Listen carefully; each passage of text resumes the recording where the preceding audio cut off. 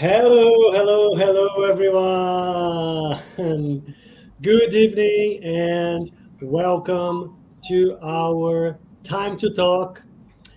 Today is a very special day, not only because we have Pablo and Faye with us, but also because it is 1 year since we started Time to Talk. Who would have thought that it would be 1 year like this, so quick? And we had the opportunity to bring amazing topics, amazing conversations. Of course, I am biased, but anyways. And here we are celebrating another episode, at the beginning of another cycle, another year, hopefully, of Time to Talk. And today, we have, as I said, two special guests. I want to say hello. First of all, Guilherme, my co-host, has been here since the beginning with me, powering through. How are you doing, Guilherme? I'm very surprised we went that far because, you know, when we start, we never know. We never know. But we are really sure about what we want and our target, that is to share the little we know. So well done. Well done, Rafael. Well And done, everyone. I'm very happy to be here with Faye and Pablo. They also be part of it because they help us as well. So yeah, let's have fun once more. Yeah. Hello, Faye. Hello, Pablo. Welcome to Time to Talk. Hello, Rafael. Hello, Guilherme. Hello, Pablo. Again a pleasure to be here and happy birthday. Happy anniversary to the program. Yes, thank you for having me again. And I'm really glad to be here. We are honored by your presence. Right. Before we kick in, let's see what is going on. What are we talking about today? Today, what we're doing is we are continuing the conversation we started last week. And let me just go to the next slide. So it's our episode 27. But before we kick off, the usual announcements. All four of us are members of SSL. Look at this. What is SSL? The Spiritist Society of London. This is a group dedicated to studying and spreading the teachings from the spirits. We have online sessions every Tuesday and face-to-face sessions on Thursdays, amongst other initiatives. So if you'd like to know more, just go to our Facebook page and like it so you can take a look. SSL is part of BUS, is affiliated to BUS, the British Union of Spiritist Societies, which is also committed to spreading the word about Spiritism around the world, but especially in the UK. And third one, Kardec Radio, which has been over 10 years around, bringing to you a lot of content, a lot of material, a lot of reflections, and all the help you need to understand a bit more about the teachings from Christ and the spirits. Go check their pages, go like them on Facebook, go like them on YouTube. There's a ton of programs and materials there for you. And these are our three broadcasters. Now, today, we are going back to the question that we kicked off last time, which is, am I being obsessed by spirits? And if anybody is arriving today, newbie to Time to Talk, the main idea for us is to have a chat, have a conversation. You send your comments, you send your questions, and then I'll bring them up, and then we'll make comments about it, and we can just work on it together. And let me say hello to Elsa. Hi, Elsa. I can see Elsa's online with us. And I can see Tiago is also there with us. Hi, Tiago from Portugal. Nice to see you again. Keep the comments coming so we can bring it up. Last time we were talking about obsession. I asked, there was a lot of conversation, there was a lot of comments and questions that came through. And I asked Pablo and Guilherme, Pablo why he picks this theme, because he, as his first time joining us, asked him to pick the theme. And because Faye is joining us this time, I want to go straight to her. I'm going to put in a spotlight, Faye. And I want to ask you, why do you think spirit obsession or spiritual attachment? By the way, thank you, Elsa, for helping me understand what's the expressions that are a bit more adequate. So the spiritual attachment, why do you think that is such an important topic for us to discuss and make people more aware and understand further what it means?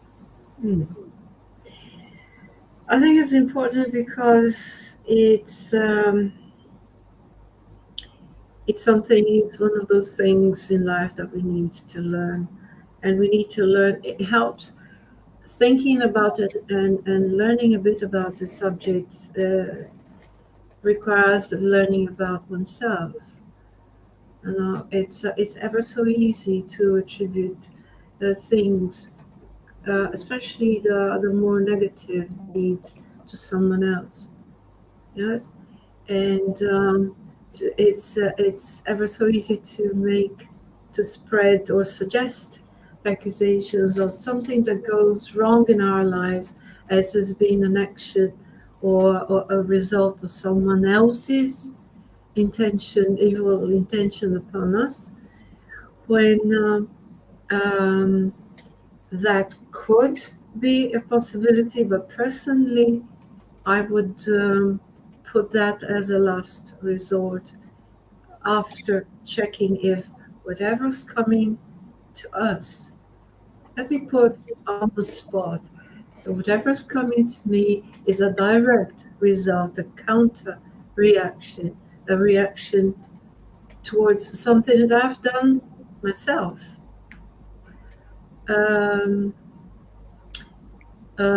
Like if you throw a stone up in the air, chances are that it's going to fall on your head, right? So how many stones have I thrown up in the air that are just falling on my head at the moment? You know, to make a simple image, a simple example. And if I throw the stone into the air away from me, it's going to fall somewhere, probably hurt. And if it's to find somebody with the same disposition, it's going to throw it back. Twice as strongly, because it would be thrown by somebody who's angry. But I started it in the first place, didn't I? So to put it simply, I think it's a matter of self-knowledge and fairness towards self and towards the others. Let me throw a question for you. I don't want only Rafael to ask questions today.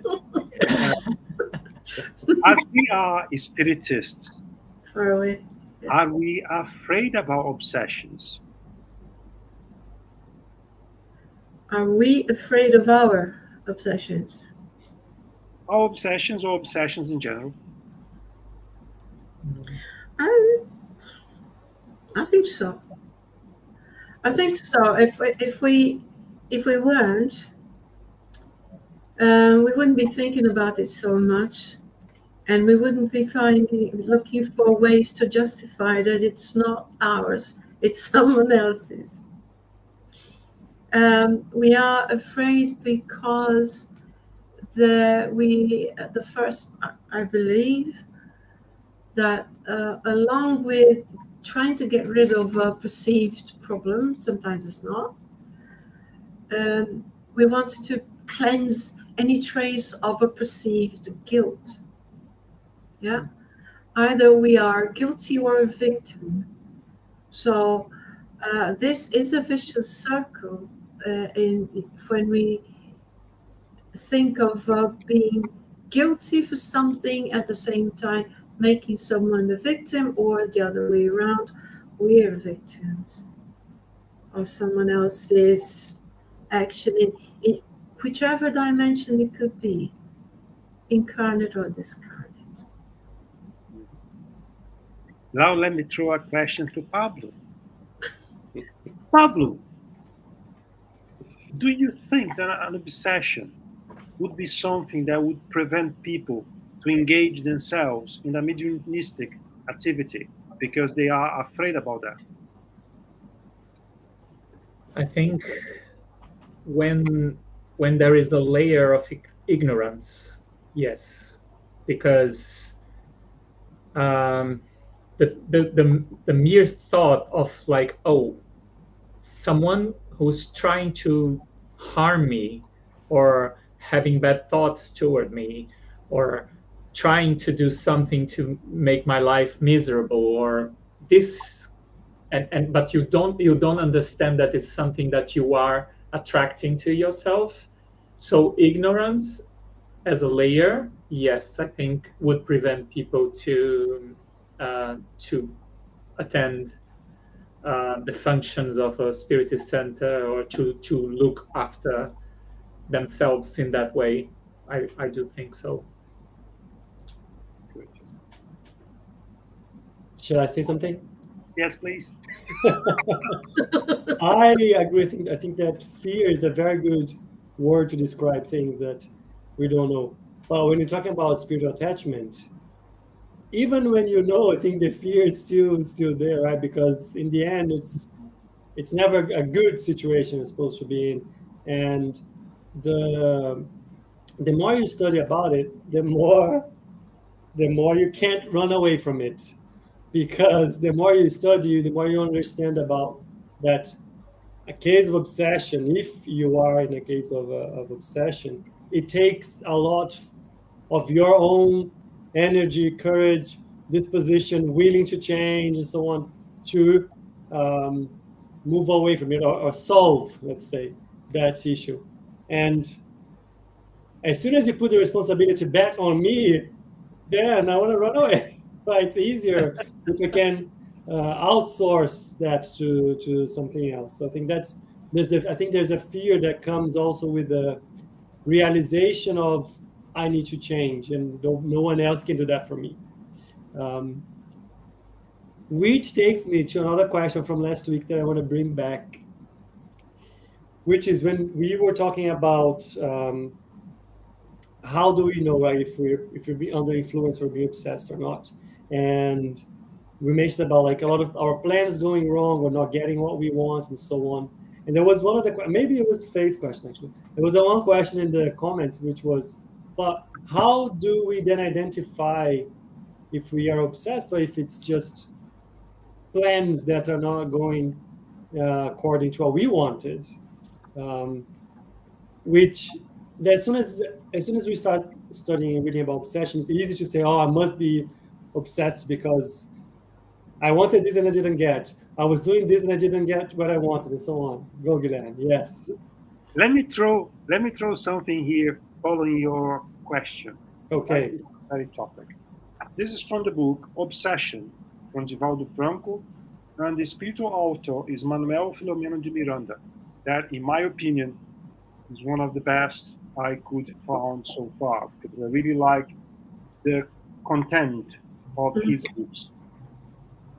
Epilepsy is an important chapter of neuropathology which should deserve meticulous attention, particularly from those who study spiritism phenomena, because of the likeness of the epileptic syndrome to the mediumistic trance provoked by the influence of suffering or wicked earthbound entities.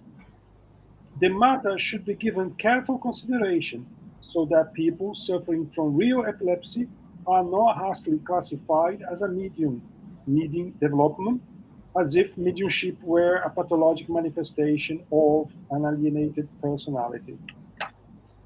Why I've chosen this topic?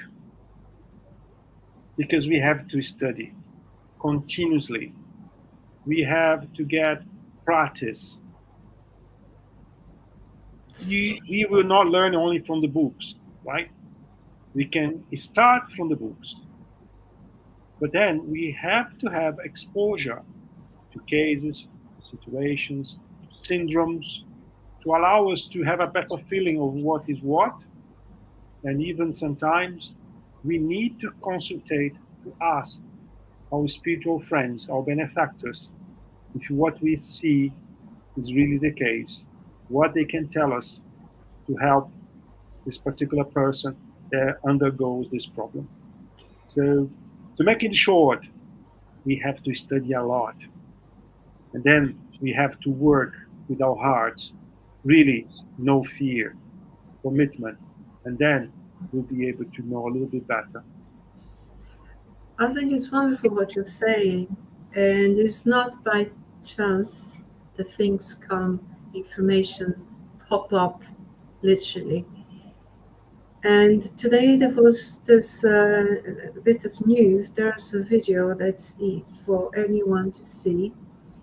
A fantastic breakthrough through saying that we absolutely need to study and understand, because there's a Brazilian doctor called Mark Abreu in Florida, and he has, through his research and treatment, he is bringing a cure to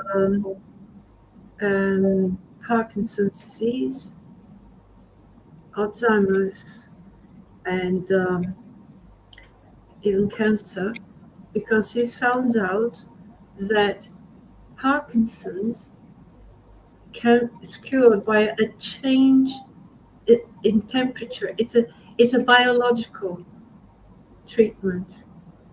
So it doesn't make the person a medium. And it goes perfectly with what you've just said. It's important, it's incredibly important to know, to understand the extent and to see the extent of studies on all sides, isn't it? And this is a fantastic thing. I saw this man talking, and they're just beginning. They were at the beginning. They've already done thousands of treatments with positive results. And the way they work is, for every 10 treatments that they manage to do, they give away one. Because it's a lot of cost, a lot of... So they've been treating people who can't have the resources. And I think that's fantastic charity. It is. And in the Spiritism, Chico Xavier, he told us that around that time in age, we would see so many medical advancements for diseases that couldn't be cured, or no one even know what they were, that we would be surprised. So that's very good. And thinking about what you said, and I'm pretty sure people are still thinking, but how can I identify, right? The safest way to any spiritist, serious spiritist, to take an approach on such situation is, first of all, let's evaluate all the medical analyses that were made. Let's ask the person, have you undergo any exams? What your doctor said? Did he prescribe you any drugs? Did he request any following exams? We need to work together. And in our side, in our area of expertise, if I may say like that, we do the same. We start to analyze from our perspective what the person is describing, the events, the frequency of the events, what is making the person worse or better. We go for a mediumship meeting, we take the name of the person, we undergo our practices to see if there is any external influence we can identify straight away. If we don't, we can always ask our benefactors, what's going on here? Please give us a hand. Which is the best way to help this person? And they never refuse to answer. So we need to work together, hand by hand. Yeah, but the person has to have the first step given. And as you said, like, overcome fear And I don't think this is a small step, it's a big one to overcome fear, because we as spiritists, we learn that we are surrounded by spirits and they influence our lives every day, and mostly for the good. But think of people that are not part of this. Let me. And No, carry on, carry on.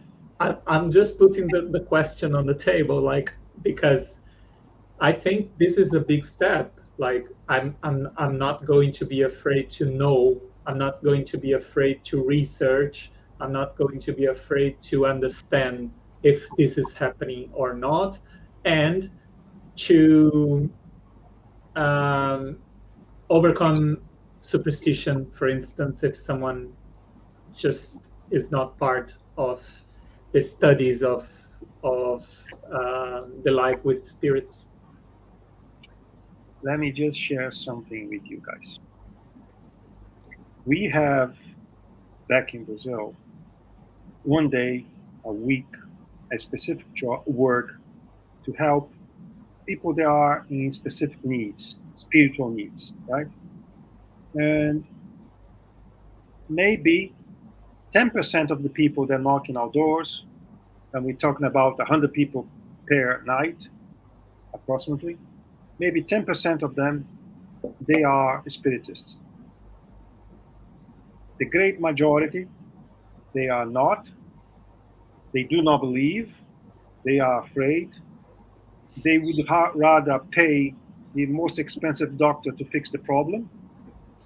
But as they exhausted every other means to find what they were looking for, or it also happens people that do not have means to pay for what they are looking for, because sometimes some treatments are expensive and some people from pure communities, they don't have means to pay for it.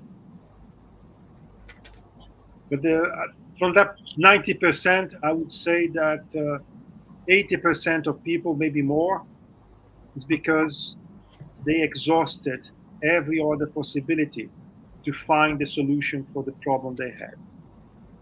When that time is come, when no doctor can fix your problem, no drugs can fix your problem, no other support treatment, if you like, can fix your problem. Alternative treatment, I think is that the way to call it. Then at that moment in time, when you have nothing else more to try, then you have no more fear. You have no more judgment. Because there's one thing that you have more fear than anything else: to die. You're more afraid to die, to end up in a hospice, than to try something else before that happens. So a lot of people come when they have nowhere to go anymore. And at that moment, of course, they're still afraid. They're still not comfortable with the choice they had to make. But they tried. And I could see parents bringing their kids. They didn't know what to do anymore. And in some cases, even the doctors, they recommend the family, because now they start to get more acquainted with those kind of situations.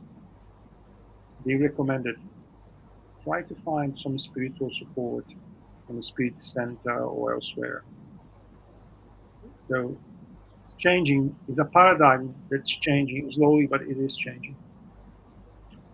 It goes back to the points that Faye made about the study and like being aware of what is being discovered in terms of science, right? Because at the end of the day, it's not magical powers. It all comes down to how our body works in the full plenitude of it, and that includes how we are connected to our spirit and how we interact with spirits. But it's all part of the plenitude of how our life works. I have a question that's being repeated here from last week, because last week we ran out of time. It was too many questions. It might be specific, but I'm going to throw it in. Let me ask Pablo and Faye if they ever heard of the term ovoids. Guilherme. Oh, yes. No, I haven't. Guilherme, have you heard about the term ovoid? Yes, I did. So Nancy is asking if we could explain a bit about the ovoids, because she said it seems to be a case of serious obsession. We were going to have to, I guess, explain the term, what it means, a little bit of a go back to our favorite term, which is the perispirit. Which is yeah, I'm thinking here how we can, in a short space of time, give associate ovoids to obsession, to attachment. Not directly as such, as most of the people would understand. Well, isn't the phenomenon that the ovoid a perispirit that has degraded, let's put it this way, has a degraded condition that is confined almost to something similar to a primitive cellular form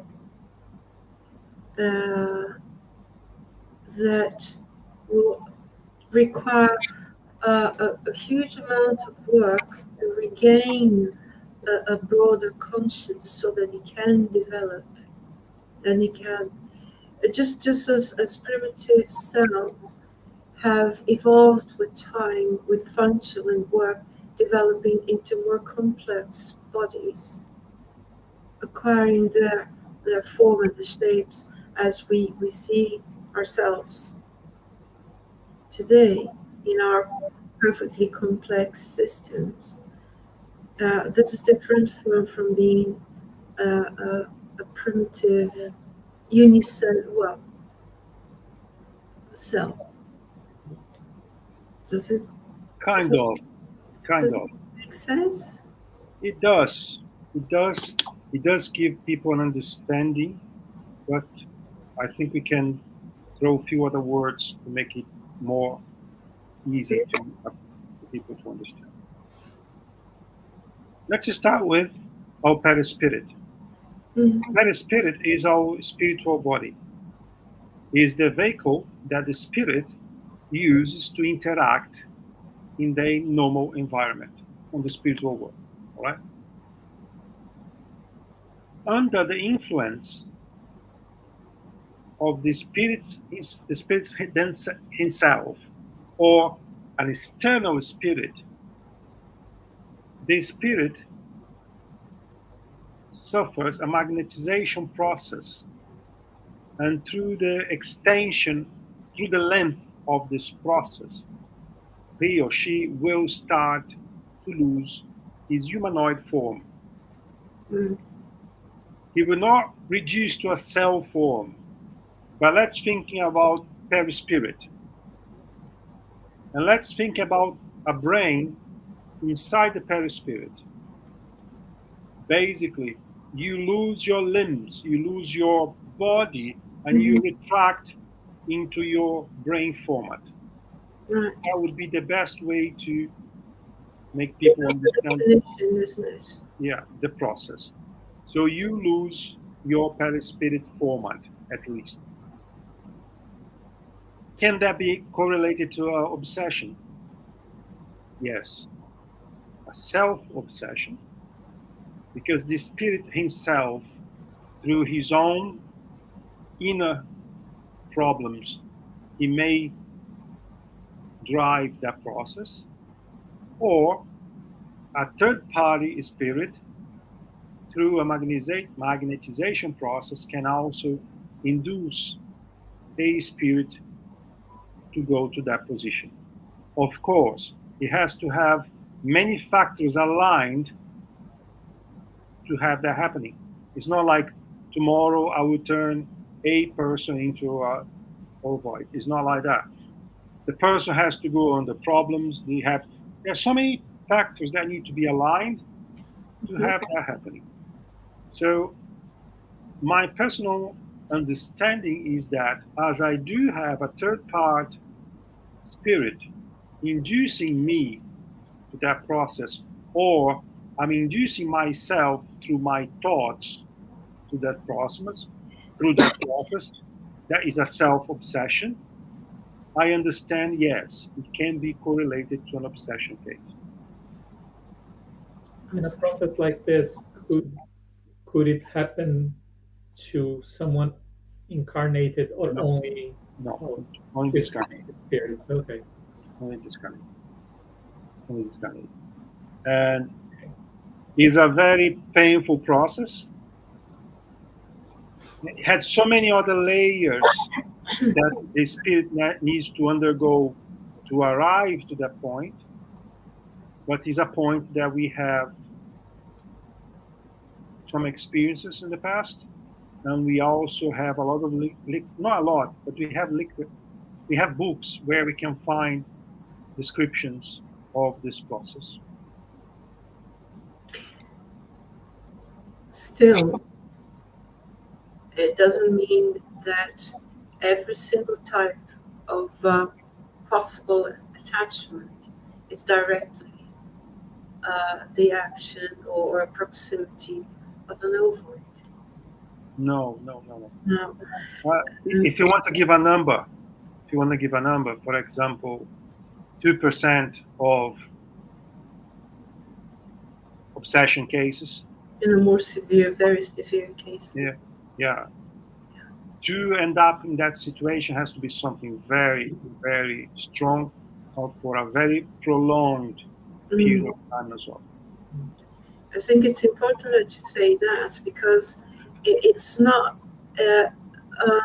unusual, not uncommon to hear this word, and as the suggestion that everything is as a result of proximity of an ovoid, which is a suffering spirit anyway.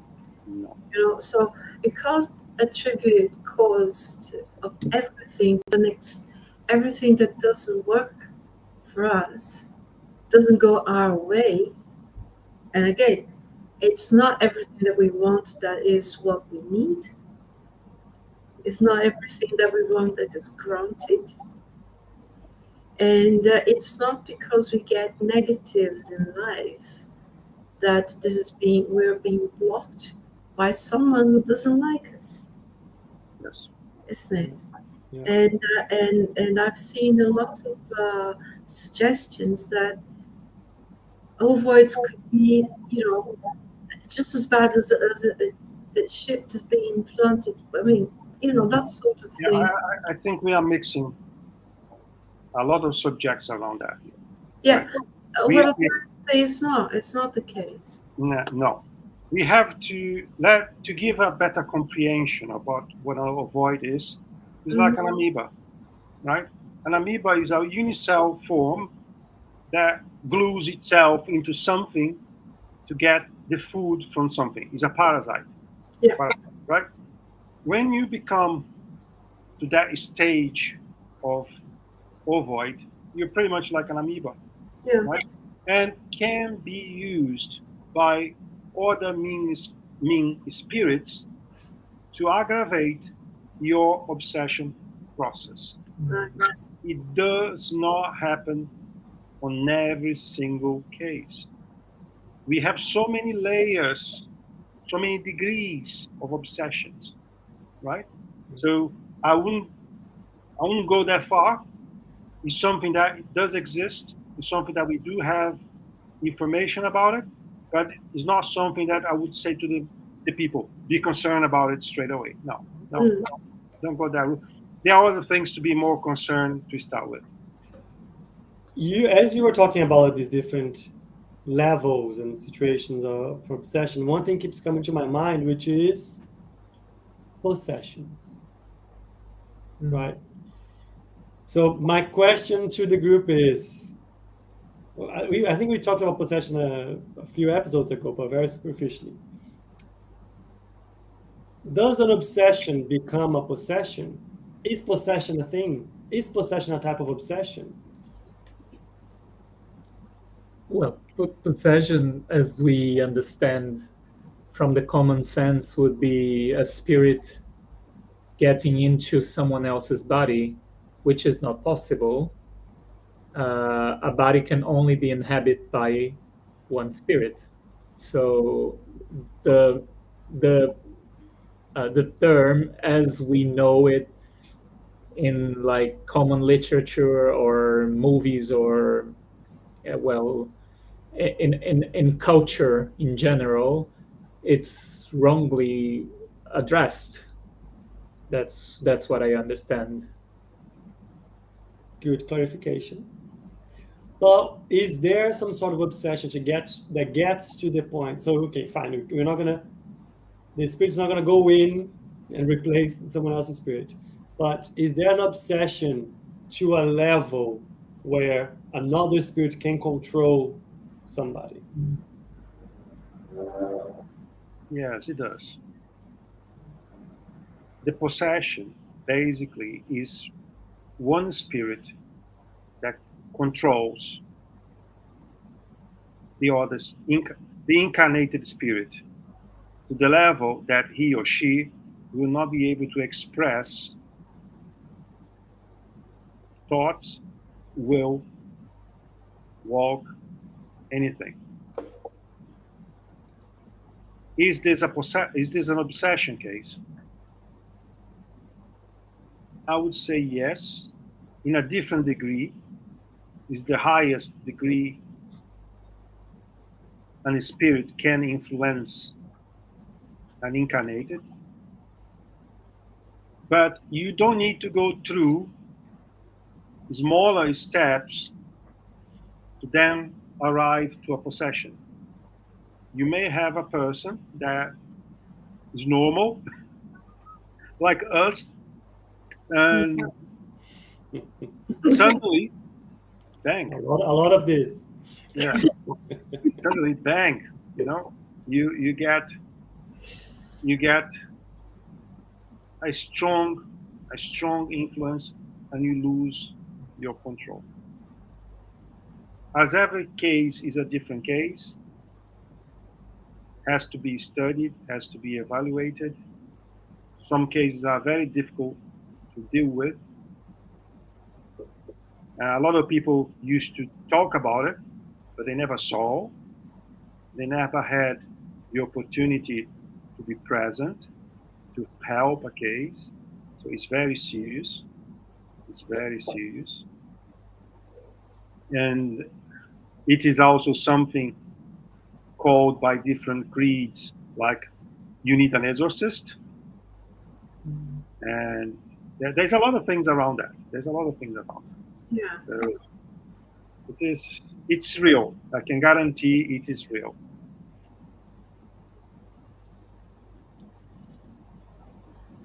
I then want to ask about something else. So when I was preparing for last week, I went to the Medium's book and I read everything I could about obsession. And I think we touched it last week as well. And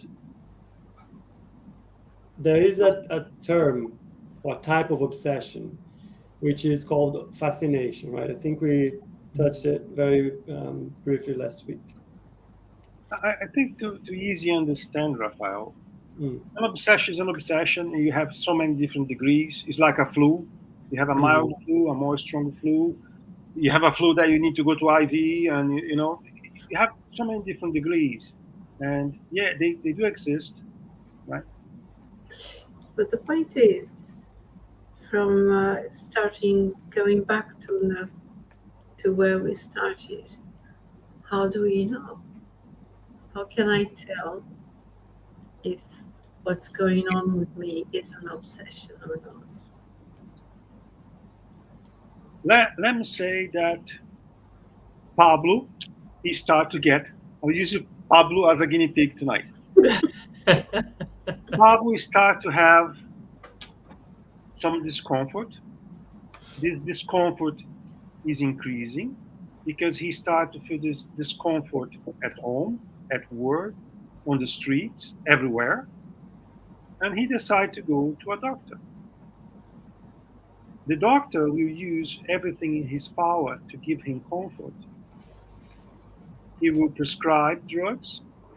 Depending on the level of discomfort, the doctor will feel like you need a special t-shirt so you cannot harm yourself, right?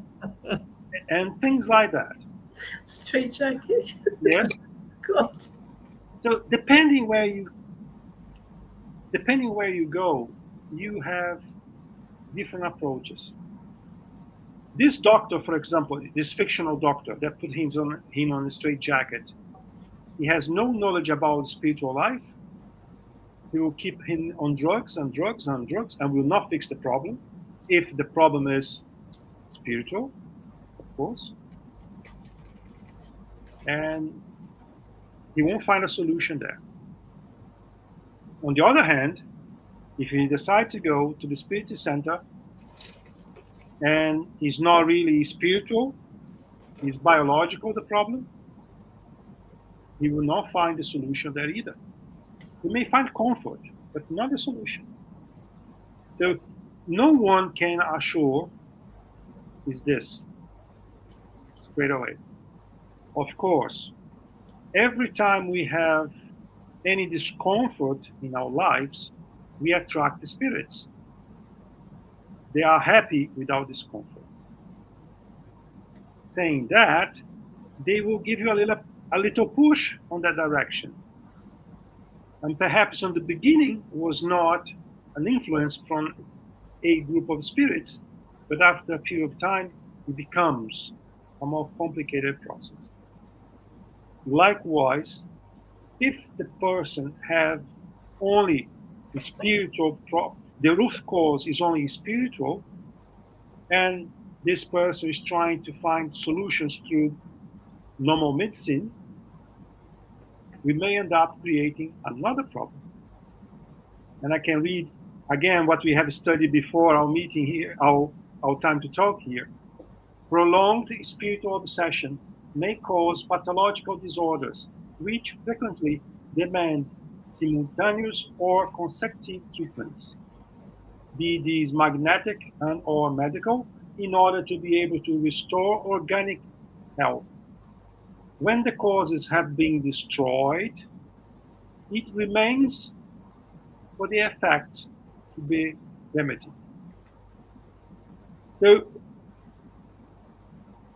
to be able to tell you exactly yes or no, is an obsession case or no, I only know one way: asking our benefactors. Benefactors that we are familiar to work with for years, that we know them, that we know the results of the work they do, and then we trust them. So the only way I know to be more assertive, yes, it is an obsession or not, is making a question to the spiritual world. Otherwise, we are humans. We can make mistakes. The doctors are humans. They can make mistakes. One day, eventually, when things become so more natural, i.e., everyone start to interact a bit better with the spiritual world, things may change, right? There is a Dr. Paulo César Frutuoso that explains that very well in his books and in the lectures, that he said that the doctors for the future, they will have an extra sensibility and they will be able to see things they do not see normally today. They will be able to sense things they do not sense it today. But that is in the future, right? So today, the best line of action, in my own opinion, is work with the doctors, work with the spiritual people, trying to find the middle ground until we find what is really happening. Yeah. And if you do have access, ask who knows, because we are humans. Yeah, I so think that. Sorry, go Faye, go ahead. no, so it doesn't mean that we shouldn't. We mustn't forget to eliminate any physical, biological causes for whatever discomfort. That is even going to help the spiritual benefactors and helps to help us. Yeah. One thing that's very important is that do not jump quickly to conclusions. Oh, this person has this syndrome, this person has this disease or whatever, or this person is having an obsession. Don't jump into conclusion. I can give you another number if you like. From that job that is done in that house in Brazil, I used to have a tracking of people that came asking for support, and it's fair to say that 70 to 80% of the people, they come knocking our doors and they ask, well, I think I have an obsession. But maybe 10% of them that they really had an obsession. So the great majority that they thought they had an attachment, as you call, an obsession, as I call, they never had. They never had. But as you said, I think today or in our study, we always try to transfer the responsibility of our problems, of anything that generates a discomfort on us, to someone else. And on the end of the day, and by the way, some of the reactions people had, some of the discomfort people had, was a wake-up call to develop their mediumship as well. They were running away from that for many years. And one day, it started with clothing, it started to pop up, and people did not know what it was. And sometimes mediumship as well. So that case by case has to be evaluated case by case. If I may, another thing that came to mind from here and there is people are maybe so worried about being, to find out. Sometimes they want to find out, and sometimes they don't want to confirm because they're so afraid of the possibility of that or whatever they're going through being the result of an obsession or a fear. Would you say it's true that they might fear facing their own imperfections? Because it's a real hard time, really hard lesson to say, well, if you tell me, Faye, you have this discomfort because actually maybe you should review some attitudes, some beliefs, the way you hold yourself, the way you deal with things and people in life. I mean, that would be a friendly, good, empathetic advice. I think, Faye, that the person that does not open up for other possibilities is because the pain is not strong enough yet. When you are in the limit of your forces, when the pain is something really, really unbearable, you open up to anything. To anything. You have no preconcept. You have no. You just go. You don't care anymore. I just need to get better. Yeah. When you come to that point, of course, there's always exceptions, but when you come to that point, you are open to anything. Anything. When you are really, really, really starving, you eat anything in front of you. Anything. Yeah. We have in our history events where aircrafts crashed into the Andes mountain. Yeah. And they had to eat each other because they had nothing else. They were really starving. You can eat rats, you can eat anything because you are really, really starving. Yeah. So when your pain, when your discomfort comes to a limit that you can't bear anymore,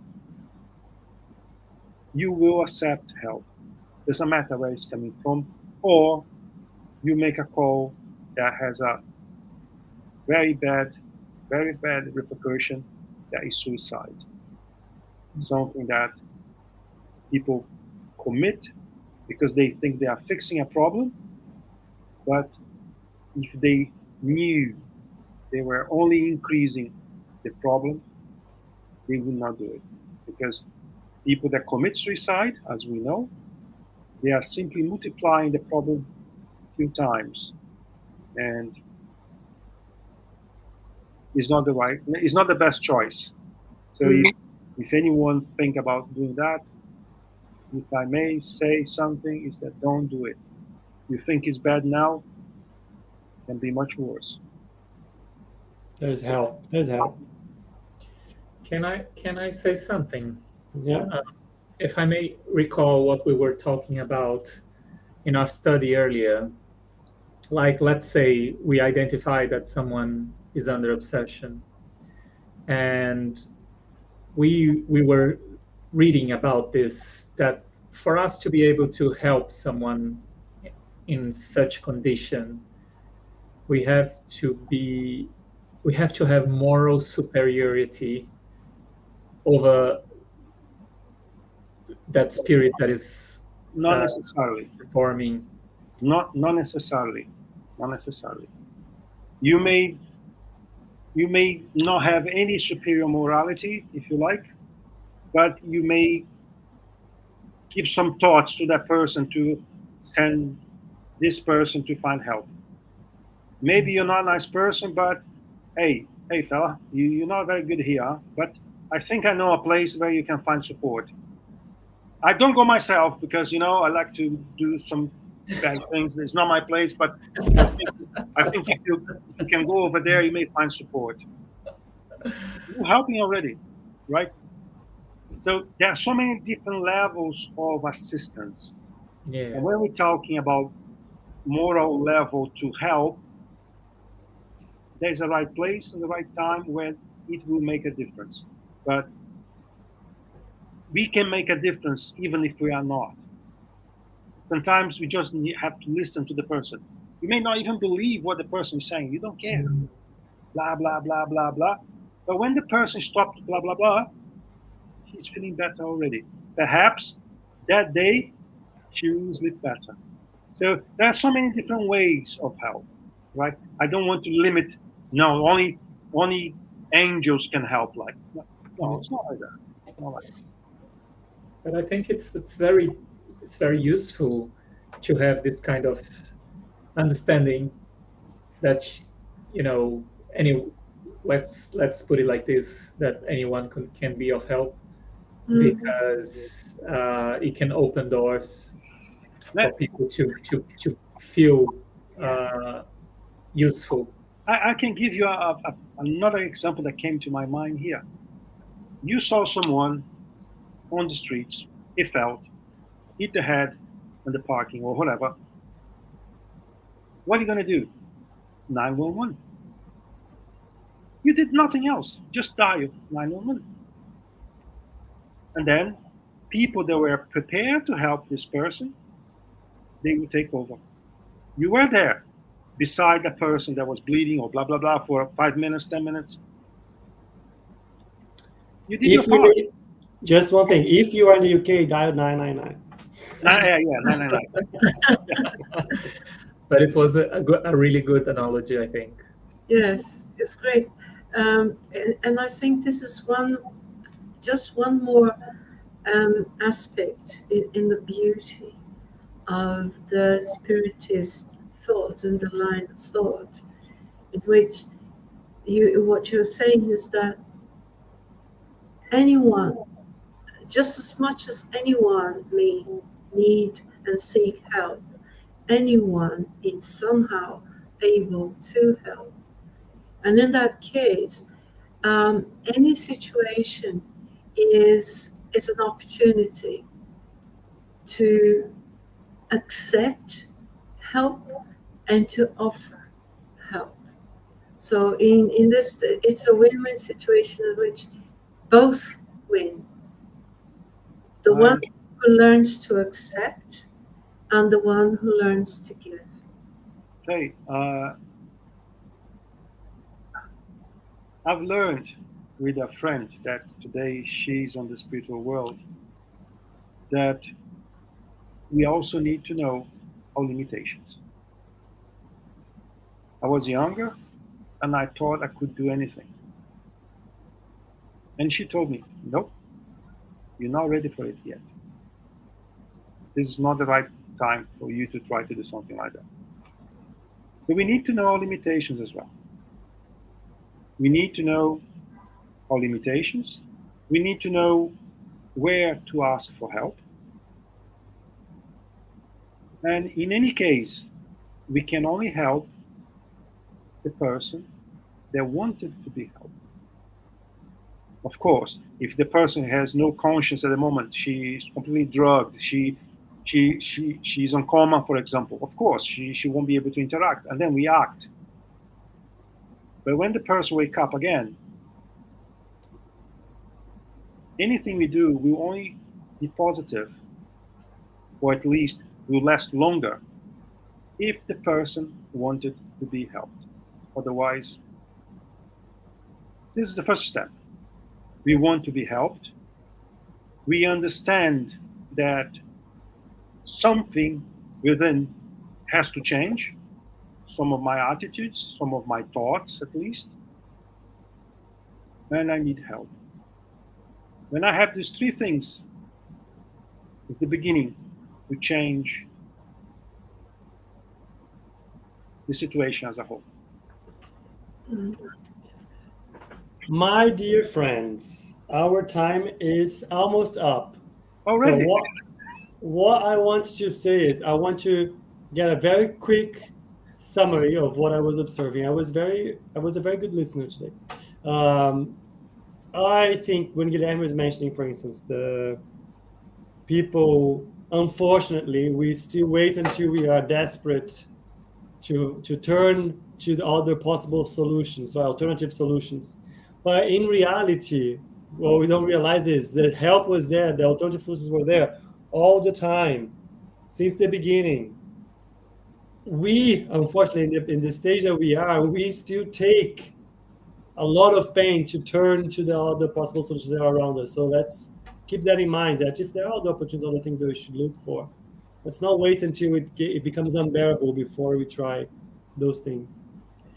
The other thing is to Pablo's point, which was, you might not be the one that will solve the obsession case, because obsession is a more serious condition, is a further treatment than just somebody trying to help. But you can always help somehow. And you might not be the one, you might not be the doctor that's going to do the surgery, but you might call the ambulance who will take the person to the hospital. So I think that's a very good analogy. I love that. And the last one, which was often mentioned as well, which is there's no running away from knowledge, self-knowledge, your inner transformation. Nobody else will be able to treat the root cause, which is changing yourself. So big summary, big ticket items to take and reflect upon. What I would say is, if by any chance you are going through something, or have somebody going through something, and you don't have a Spiritist center that you know, that you trust, that can help with that, you can reach out to us. Even if it's not in the UK, we can probably put you in contact in other places where there are other groups that you can talk to. We have a QR code at the end. They always leave there. If you point your camera to the QR code, there is a form where you can type anything. Just make sure you put your contact information so we can get back to you, or reach out to us on Facebook, and we'll help you out as you need. And that is it. I'm going to bring up the announcements as we have every week, and then I'm going to take all of us again to say goodbye. Announcements first. Whoop. There you go.